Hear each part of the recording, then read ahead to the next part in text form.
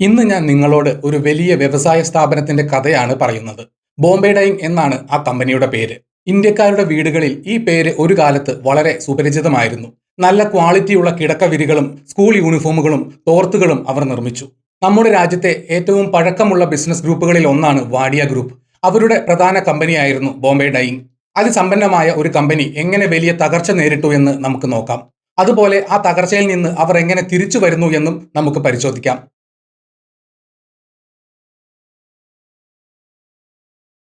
നമുക്ക് കമ്പനിയുടെ ഏറ്റവും തുടക്കം മുതൽ പരിശോധിക്കാം. 1879 ആഗസ്റ്റ് 23-നാണ് ഈ കമ്പനി ജനിക്കുന്നത്. നവറോജി വാഡിയ ആണ് കമ്പനി സ്ഥാപിച്ചത്. മുംബൈ നഗരത്തിലെ ഒരു ചെറിയ ഇഷ്ടിക ഷെഡിലായിരുന്നു തുടക്കം. അവിടെ പരുത്തി നൂലുകൾക്ക് നിറം കൊടുക്കുന്ന ജോലിയാണ് ആദ്യം ചെയ്തത്. കൈകൾ കൊണ്ടാണ് നൂലുകളിൽ നിറം പിടിപ്പിച്ചത്. ഈ ചെറിയ കമ്പനി പതിയെ വലിയ നിലയിലേക്ക് വളർന്നു. വാഡിയ കുടുംബത്തിന് 250 വർഷത്തിലധികം പഴക്കമുള്ള ബിസിനസ് പാരമ്പര്യമുണ്ട്. കപ്പൽ നിർമ്മാണമായിരുന്നു അവരുടെ ആദ്യത്തെ പ്രധാന തൊഴിൽ. ബ്രിട്ടീഷ് കാലത്ത് അവർ 355 വലിയ കപ്പലുകൾ നിർമ്മിച്ചു നൽകി.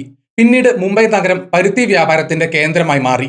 ആ സമയത്താണ് വാഡിയ കുടുംബം തുണി വ്യവസായത്തിലേക്ക് വന്നത്. കമ്പനി വലിയ നിലയിൽ വളരാൻ തുടങ്ങി.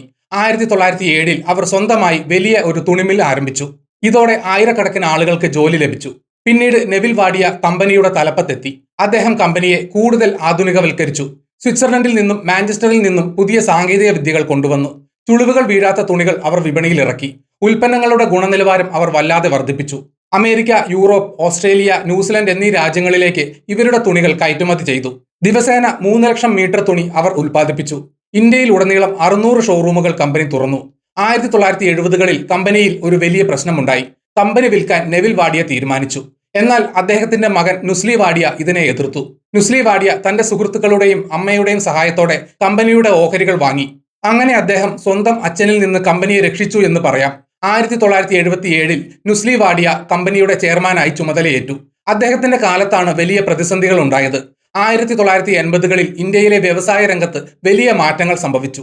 അക്കാലത്ത് റിലയൻസ് ഇൻഡസ്ട്രീസുമായി അവർ വലിയ മത്സരത്തിലേർപ്പെട്ടു. ധീരുഭായ് അംബാനി ആയിരുന്നു റിലയൻസിന്റെ തലവൻ. അസംസ്കൃത വസ്തുക്കളുടെ കാര്യത്തിലായിരുന്നു ഇവർ തമ്മിൽ പ്രധാന തർക്കം നടന്നത്. പോളിയസ്റ്റർ തുണി ഉണ്ടാക്കാൻ ബോംബെ ഡൈയിങ് DMT എന്ന രാസവസ്തു ഉപയോഗിച്ചു. എന്നാൽ റിലയൻസ് PTA എന്ന പുതിയ രാസവസ്തുവാണ് ഉപയോഗിച്ചത്. അക്കാലത്തെ സർക്കാർ നയങ്ങൾ റിലയൻസിന് വളരെ അനുകൂലമായിരുന്നു.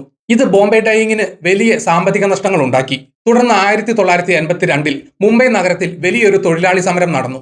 ദത്ത സാമന്ത് എന്ന തൊഴിലാളി നേതാവാണ് ആ സമരം നയിച്ചത്. ബോംബെ ഡൈയിങ് ഉൾപ്പെടെ 65 തുണിമില്ലുകളിലെ തൊഴിലാളികൾ അന്ന് പണിമുടക്കി. 2,50,000 തൊഴിലാളികൾ ആ വലിയ സമരത്തിൽ പങ്കെടുത്തു. 1.5 വർഷത്തോളം ആ സമരം നീണ്ടുനിന്നു. ഇതോടെ ബോംബെ ഡൈയിങ്ങിന്റെ ഉൽപ്പാദനം പൂർണ്ണമായും നിലച്ചു. ഈ സമരം കമ്പനിയെ വളരെ മോശമായി ബാധിച്ചു. അതേസമയം വിപണിയിൽ പുതിയ ഫാഷനുകൾ വന്നു തുടങ്ങി. ചെറിയ പവർലൂമുകൾ വളരെ കുറഞ്ഞ ചിലവിൽ തുണികൾ നിർമ്മിച്ചു വിറ്റു. വലിയ മില്ലുകൾക്ക് അവരോട് പിടിച്ചു നിൽക്കാൻ കഴിഞ്ഞില്ല. ബോംബെ ഡൈയിങ്ങിന്റെ ലാഭം കുത്തനെ താഴേക്കിടിഞ്ഞു. നിരവധി തൊഴിലാളികൾക്ക് തൊഴിൽ നഷ്ടപ്പെട്ടു. ബോംബെ ഡൈയിങ്ങിന്റെ രാജ്യത്തുള്ള 600 ഷോറൂമുകളുടെ പ്രവർത്തനവും പതുക്കെ മന്ദഗതിയിലായി. തുണി വ്യവസായം തകർന്നപ്പോൾ കമ്പനി പുതിയ വഴി തേടി. മുംബൈ നഗരത്തിൽ കമ്പനിക്ക് വലിയ ഭൂസ്വത്തുണ്ടായിരുന്നു. പ്രഭാദേവിയിലും വർലിയിലുമായി 50 ഏക്കർ ഭൂമി അവർക്ക് സ്വന്തമായി ഉണ്ടായിരുന്നു. 1990-കളുടെ അവസാനത്തോടെ കമ്പനി റിയൽ എസ്റ്റേറ്റ് മേഖലയിലേക്ക് കടക്കാൻ തീരുമാനിച്ചു. പഴയ തുണിമില്ലുകൾ അവർ പൂർണ്ണമായും പൊളിച്ചു മാറ്റി. അവിടെ വലിയ ആഡംബര ഫ്ളാറ്റുകളും ഷോപ്പിംഗ് മാളുകളും പണിയാൻ തുടങ്ങി. ബോംബെ റിയൽറ്റി എന്ന പേരിൽ പുതിയ ബിസിനസ് അവർ ആരംഭിച്ചു. ഐലൻഡ് സിറ്റി സെന്റർ എന്ന പേരിൽ വലിയ ഫ്ളാറ്റുകൾ നിർമ്മിച്ചു. ഇതിനൊപ്പം പോളിയസ്റ്റർ നിർമ്മാണവും അവർ തുടർന്നു പോന്നു. എന്നാൽ റിയൽ എസ്റ്റേറ്റ് കാര്യങ്ങൾ ഒട്ടും എളുപ്പമായിരുന്നില്ല. ആഡംബര ഫ്ളാറ്റുകൾ വിറ്റുപോകാൻ വലിയ താമസം നേരിട്ടു. കമ്പനിയുടെ ബാങ്ക് കടം വേഗത്തിൽ വർദ്ധിച്ചു. ഈ സമയത്താണ് വലിയൊരു സാമ്പത്തിക തട്ടിപ്പ് കമ്പനിയിൽ നടക്കുന്നത്. 2022 ഒക്ടോബർ മാസത്തിൽ സെബി ഒരു വലിയ വെളിപ്പെടുത്തൽ നടത്തി. ഇന്ത്യയിലെ ഓഹരി വിപണി നിയന്ത്രിക്കുന്ന പ്രധാന സ്ഥാപനമാണ് സെബി ബോംബെ ഡൈയിങ്ങിനെതിരെ വർഷങ്ങളായി വലിയ അന്വേഷണം നടത്തിയിരുന്നു. കമ്പനി സാമ്പത്തിക മേഖലകളിൽ കൃത്രിമം കാണിച്ചതായി സെബി കണ്ടെത്തി. 2011 മുതൽ 2019 വരെയുള്ള സാമ്പത്തിക കണക്കുകളിലാണ് അവർ കൃത്രിമം കാണിച്ചത്. സ്കാൽ സർവീസസ് ലിമിറ്റഡ് എന്നൊരു ഉപകമ്പനി അവർക്കുണ്ടായിരുന്നു. ഈ കമ്പനിയുമായി നടത്തിയ ഇടപാടുകളിലാണ് വലിയ തട്ടിപ്പ് നടന്നത്. യഥാർത്ഥത്തിൽ നടക്കാത്ത വിൽപ്പനകൾ നടന്നതായി അവർ കണക്കുകളിൽ എഴുതി ചേർത്തു. കമ്പനിയുടെ ലാഭം പെരുപ്പിച്ച് കാണിക്കാനാണ് അവർ ഇങ്ങനെ ചെയ്തത്. സെബിയുടെ ഉദ്യോഗസ്ഥർ പല വർഷങ്ങളിലെ സാമ്പത്തിക രേഖകൾ ആഴത്തിൽ പരിശോധിച്ചു. അവരുടെ ബാങ്ക് അക്കൗണ്ടുകൾ ഉദ്യോഗസ്ഥർ വിലയിരുത്തി. റിയൽ എസ്റ്റേറ്റ് ഭൂമി കൈമാറ്റ കരാറുകൾ വ്യാജമാണെന്ന് സെബി കണ്ടെത്തി. സെബിയുടെ കണ്ടെത്തലുകൾ ഓഹരി വിപണിയെ ഞെട്ടിക്കുന്നതായിരുന്നു. 2492 കോടി രൂപയുടെ വ്യാജ വിൽപ്പനയാണ് കമ്പനി രേഖകളിൽ കാണിച്ചത്. ഇതുവഴി 1302 കോടി രൂപയുടെ വ്യാജ ലാഭം അവർ സൃഷ്ടിച്ചു. നിക്ഷേപകരെ കബളിപ്പിക്കാൻ വേണ്ടിയാണ് കമ്പനി ഇത് ചെയ്തത്. ഓഹരി വിപണിയിൽ കമ്പനിയുടെ ഓഹരി വില താഴാതെ നിലനിർത്താൻ അവർ നിരന്തരം ശ്രമിച്ചു. തുടർന്ന് സെബി വളരെ കർശനമായ ശിക്ഷാ നടപടികൾ സ്വീകരിച്ചു. ബോംബെ ഡൈയിങ് കമ്പനിയെ സെബി ഓഹരി വിപണിയിൽ നിന്ന് വിലക്കി. 2 വർഷത്തേക്കാണ് ഈ വിലക്ക് ഏർപ്പെടുത്തിയത്. കമ്പനിയുടെ ചെയർമാൻ നുസ്ലി വാഡിയയും സെബി വിലക്കി. അദ്ദേഹത്തിന്റെ മക്കളായ നെസ് വാഡിയ, ജഹാംഗീർ വാഡിയ എന്നിവർക്കും 2 വർഷത്തെ വിലക്ക് ലഭിച്ചു. ഇവർക്ക് ഈ കാലയളവിൽ പുതിയ ഓഹരികൾ വാങ്ങാനോ വിൽക്കാനോ കഴിയില്ല എന്ന് സെബി ഉത്തരവിട്ടു. ഇതിനു പുറമെ വലിയൊരു പിഴയും സെബി ചുമത്തി. 15,75,00,000 രൂപ പിഴയായി അടയ്ക്കാൻ സെബി ഉത്തരവിട്ടു. നുസ്ലി വാഡിയയും മക്കളും ചേർന്ന് സ്വന്തം നിലയിൽ ഈ തുക അടയ്ക്കണമെന്ന് നിർദ്ദേശിച്ചു. ഈ വാർത്ത പുറത്തു വന്നതോടെ ഷെയർ മാർക്കറ്റിൽ കമ്പനിയുടെ ഓഹരി വില വലിയ തോതിൽ ഇടിഞ്ഞു. കമ്പനിയുടെ സൽപ്പേരിന് ഇത് വലിയ മങ്ങലേൽപ്പിച്ചു. നിക്ഷേപകർക്ക് കമ്പനിയിലുള്ള വിശ്വാസം പൂർണ്ണമായും നഷ്ടപ്പെട്ടു. പുതിയ വായ്പകൾ നൽകാൻ ബാങ്കുകൾ തയ്യാറായില്ല. കമ്പനിയുടെ സാമ്പത്തിക നില അതിവേഗം വളരെ വഷളായി. എടുത്ത വായ്പകൾ യഥാസമയം തിരിച്ചടയ്ക്കാൻ കമ്പനിക്ക് കഴിഞ്ഞില്ല. 2023 കണക്കുകൾ പ്രകാരം കമ്പനിയുടെ ആകെ കടം 3,456 കോടി രൂപയായിരുന്നു. ഈ ഭീമമായ കടം കമ്പനിയുടെ ദൈനംദിന പ്രവർത്തനങ്ങളെ പൂർണ്ണമായും സ്തംഭിപ്പിച്ചു. വായ്പകളുടെ പലിശ അടയ്ക്കാൻ പോലും കമ്പനി ബുദ്ധിമുട്ടി. വലിയൊരു തകർച്ചയുടെ വക്കിലായിരുന്നു അപ്പോൾ കമ്പനി നിന്നിരുന്നത്. കടം തീർക്കാൻ കമ്പനിക്ക് മുന്നിൽ ഒറ്റ വഴിയേ ഉണ്ടായിരുന്നുള്ളൂ: തങ്ങളുടെ കൈവശമുള്ള ഭൂമി എങ്ങനെയെങ്കിലും വിൽക്കുക. 2023 സെപ്റ്റംബർ മാസത്തിൽ കമ്പനി ഒരു സുപ്രധാന തീരുമാനമെടുത്തു. മുംബൈയിലെ വർലിയിലുള്ള 22 ഏക്കർ ഭൂമി വിൽക്കാൻ അവർ തീരുമാനിച്ചു. ജപ്പാനിലെ സുമിറ്റോമോ റിയൽറ്റി എന്ന പ്രശസ്ത കമ്പനിക്കാണ് അവർ ഭൂമി വിറ്റത്. അവരുടെ ഇന്ത്യൻ ഉപകമ്പനിയായ ഗോയിസു റിയൽറ്റിക്കാണ് ഭൂമി ഔദ്യോഗികമായി കൈമാറിയത്. വളരെ വലിയൊരു തുകയ്ക്കാണ് ഈ ചരിത്രപരമായ വിൽപ്പന നടന്നത്. 5,200 കോടി രൂപയാണ് ഈ 22 ഏക്കർ ഭൂമിയുടെ ആകെ വില. ഇന്ത്യയിലെ ഏറ്റവും വലിയ ഭൂമി ഇടപാടുകളിൽ ഒന്നാണിത്.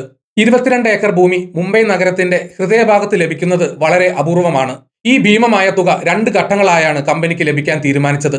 ആദ്യഘട്ടത്തിൽ 4,675 കോടി രൂപ ലഭിക്കുമെന്ന് കരാറുണ്ടാക്കി. ബാക്കിയുള്ള 525 കോടി രൂപ ചില പ്രത്യേക നിബന്ധനകൾ പൂർത്തിയാക്കിയ ശേഷം ലഭിക്കും. മുംബൈ മുനിസിപ്പൽ കോർപ്പറേഷനിൽ നിന്നുള്ള ചില അനുമതികൾ കിട്ടിയ ശേഷമാണ് രണ്ടാമത്തെ തുക കൈമാറാൻ തീരുമാനിച്ചത്. തുടർന്ന് 2024 ഓഗസ്റ്റ് മാസത്തിൽ ഈ ഇടപാടിന്റെ അടുത്ത ഘട്ടം പൂർത്തിയായി. ബാക്കിയുള്ള തുകയിൽ നിന്നും 440 കോടി രൂപയുടെ ഇടപാട് അവർ വിജയകരമായി പൂർത്തിയാക്കി. ഇങ്ങനെ കിട്ടിയ ഈ 5,200 കോടി രൂപ ഉപയോഗിച്ച് കമ്പനിയുടെ മുഴുവൻ കടവും വീട്ടാനാണ് ബോംബെ ഡൈയിങ് ലക്ഷ്യമിട്ടത്. അവർ തങ്ങളുടെ 3,456 കോടി രൂപയുടെ ബാങ്ക് വായ്പകൾ പൂർണ്ണമായും തിരിച്ചടച്ചു. ഭൂമി വിറ്റതിലൂടെ കമ്പനിക്ക് ഏകദേശം 4,300 കോടി രൂപയുടെ ലാഭമുണ്ടായി. ഇതോടെ ബോംബെ ഡൈയിങ് യാതൊരു കടബാധ്യതയുമില്ലാത്ത പുതിയൊരു സ്ഥാപനമായി മാറി. ബാക്കി വരുന്ന പണം കമ്പനിയുടെ ഭാവി വികസനത്തിനായി ഉപയോഗിക്കാൻ അവർ തീരുമാനിച്ചു. റിയൽ എസ്റ്റേറ്റ് ബിസിനസ് കൂടുതൽ വിപുലീകരിക്കാൻ അവർക്ക് വലിയ പദ്ധതികളുണ്ട്. മുംബൈയിലെ ദാദർ പ്രദേശത്ത് കമ്പനിക്ക് വേറെയും 15 ഏക്കർ ഭൂമി സ്വന്തമായി ഉണ്ട്. അവിടെ 3.5 ദശലക്ഷം ചതുരശ്ര അടി വിസ്തീർണമുള്ള പുതിയ ഫ്ളാറ്റുകളും വാണിജ്യ സമുച്ചയങ്ങളും അവർ നിർമ്മിക്കും. ഈ പുതിയ പദ്ധതിയിലൂടെ വരും വർഷങ്ങളിൽ 15,000 കോടി രൂപയുടെ വരുമാനം ഉണ്ടാക്കാൻ കഴിയുമെന്നാണ് കമ്പനി വിശ്വസിക്കുന്നത്. കടങ്ങളെല്ലാം തീർത്ത ശേഷം തങ്ങളുടെ പഴയ പ്രതാപം നേടിയെടുക്കാൻ കഴിയുമെന്ന വലിയ പ്രതീക്ഷയിലാണ് കമ്പനി ഇപ്പോൾ മുന്നോട്ട് പോകുന്നത്. 1879 തുടങ്ങിയ ഒരു മികച്ച കമ്പനി തകർച്ചയുടെ ഏറ്റവും വലിയ വക്കിലെത്തി. കാലത്തിനൊത്ത് മാറാൻ കഴിയാത്തതാണ് അവരുടെ ആദ്യത്തെ പരാജയ കാരണം. പുതിയ സാങ്കേതിക വിദ്യകൾ അവർ വളരെ വൈകിയാണ് മനസ്സിലാക്കിയത്. പിന്നീട് റിയൽ എസ്റ്റേറ്റ് മേഖലയിലേക്ക് മാറിയെങ്കിലും അവർക്ക് എളുപ്പം പിടിച്ചു നിൽക്കാൻ കഴിഞ്ഞില്ല. മാനേജ്മെന്റിന്റെ തെറ്റായ തീരുമാനങ്ങൾ അവരെ വലിയ കുഴപ്പത്തിലാക്കി. ലാഭം പെരുപ്പിച്ച് കാണിക്കാൻ വ്യാജ കണക്കുകൾ ഉണ്ടാക്കിയത് ഏറ്റവും വലിയ തെറ്റായി മാറി. സുതാര്യതയില്ലാത്ത ഒരു ബിസിനസ്സും അധികകാലം നിലനിൽക്കില്ല എന്ന് ഇത് വ്യക്തമായി തെളിയിക്കുന്നു. സെബിയുടെ നടപടികൾ കമ്പനിയുടെ വർഷങ്ങളായുള്ള വിശ്വാസ്യത ഒറ്റയടിക്ക് തകർത്തു. കടം കയറി മൂടിയപ്പോൾ സ്വന്തം ആസ്ഥാനം ഇരുന്ന ഭൂമി തന്നെ വിൽക്കേണ്ടി വന്നു. എങ്കിലും സ്വന്തം ഭൂമി വിറ്റ് കടം വീട്ടാനും പ്രശ്നങ്ങൾ പരിഹരിക്കാനും അവർ കാണിച്ച ആർജവം ശ്രദ്ധേയമാണ്. കടമില്ലാത്ത പുതിയൊരു ബിസിനസ് തുടക്കമാണ് കമ്പനി ഇപ്പോൾ ലക്ഷ്യമിടുന്നത്. ഏറ്റവും പുതിയ റിപ്പോർട്ട് പ്രകാരം ബോംബെ ഡൈയിങ് കമ്പനിക്കെതിരെ സെബി 2022 ചുമത്തിയ 15 കോടി രൂപയുടെ പിഴയും ഓഹരി വിപണിയിൽ നിന്നുള്ള 2 വർഷത്തെ വിലക്കും സ്പെഷ്യൽ അപ്പലേറ്റ് ട്രൈബ്യൂണൽ അഥവാ SAT റദ്ദാക്കി. 2011 മുതൽ 2018 വരെയുള്ള കാലയളവിൽ കമ്പനി തങ്ങളുടെ ലാഭവും വരുമാനവും കൃത്രിമമായി പെരുപ്പിച്ചു കാണിച്ചു എന്നായിരുന്നു സെബിയുടെ ആരോപണം. എന്നാൽ ഇത് തെളിയിക്കാൻ സെബിക്ക് കഴിഞ്ഞില്ലെന്ന് ട്രൈബ്യൂണൽ വ്യക്തമാക്കി. തങ്ങളുടെ അനുബന്ധ കമ്പനിയായ സ്കാൽ സർവീസസുമായി നടത്തിയ റിയൽ എസ്റ്റേറ്റ് ഇടപാടുകൾ വ്യാജമല്ലെന്നും അവ യഥാർത്ഥത്തിൽ നിർമ്മിച്ച് വിറ്റഴിച്ച ഫ്ളാറ്റുകളാണെന്നും സാറ്റ് കണ്ടെത്തി. കൂടാതെ കമ്പനി ശരിയായ അക്കൗണ്ടിംഗ് രീതികളാണ് പിന്തുടർന്നതെന്നും നിരീക്ഷിച്ചു. ഈ വിഷയത്തിൽ നടപടിയെടുക്കാൻ സെബി 9 വർഷത്തോളം വൈകിയതിനെ ട്രൈബ്യൂണൽ വിമർശിച്ചു. വാഡിയ ഗ്രൂപ്പിൽ നിന്ന് ഈടാക്കിയ പിഴത്തുക 4 ആഴ്ചയ്ക്കുള്ളിൽ തിരികെ നൽകാനും ഉത്തരവിട്ടിട്ടുണ്ട്. ഈ ഉത്തരവ് കമ്പനിയുടെ പ്രതിച്ഛായ ഉയർത്താൻ സഹായിച്ചു. കൂടാതെ അവരുടെ മുന്നോട്ടുള്ള യാത്രയിൽ കൂടുതൽ വളർച്ച നേടാൻ ഈ ഉത്തരവ് ഉപകരിക്കും.